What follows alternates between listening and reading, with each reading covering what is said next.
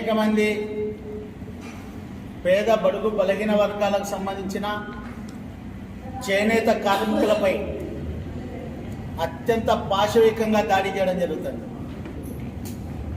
అయితే గత 2 నెలల క్రితం మా పార్టీ నాయకురాలు నాగరత్నమ్మ గారు అరుణక్క గారిని తీసుకురావడం జరిగింది. అరుణక్క ఆఫీస్కి రావడము, అలా నేను ఎరికెలు రాజా అనేటువంటి ఎర్రగుడ్లకు సంబంధించిన వ్యక్తి దగ్గర 10 లక్షల రూపాయలు అప్పు తీసుకోవడం జరిగింది.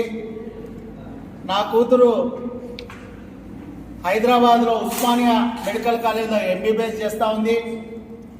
నేను ఒంటరి మహిళను. 10 లక్షల రూపాయలు వడ్డీకి తీసుకుంటే ఇప్పటి వరకు 50 లక్షల రూపాయలు చెల్లించడం జరిగింది. అయినప్పటికీ నా షాప్కి వచ్చి డాక్టర్ చదువుతున్నటువంటి కూతురు ఎదుటనే మద్యం తాగుతూ నానా రకాలుగా దుర్భాషలాడుతూ పాశవికంగా వాళ్ళు దాడి చేయడం జరుగుతూ ఉంది. మమ్మల్ని ఏ రకంగా కాపాడండి, మంత్రి గారిని మేము దానికోసమే గెలిపించుకున్నాము, ఈ ధర్మవరం శాంతి భద్రతలకు నిలయంగా ఉండాలి, వడ్డీ వ్యాపారస్తులు లేనటువంటి పట్టణంగా ఉండాలి అని కోరడం జరిగింది.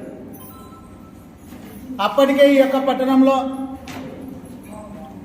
వాళ్ళ యొక్క పాశవికమైన దాడులు, దుర్మార్గాలు, వాళ్ళ మాఫియా దందా చూసి చాలామంది భయపడేవాళ్ళు. అయితే నేను అరుణక్కకు చెప్పా, అక్క భయపడాల్సిన అవసరం లేదు, మనం అందరం కూడా రాయలసీమ బిడ్డలమే, వాడెవడో భయపడిస్తున్నాడు, భయపెడుతున్నాడు, దౌర్జన్యం చేస్తున్నాడు అని భయపడి మీరు గాన నోరు మూసుకొని కూర్చుంటే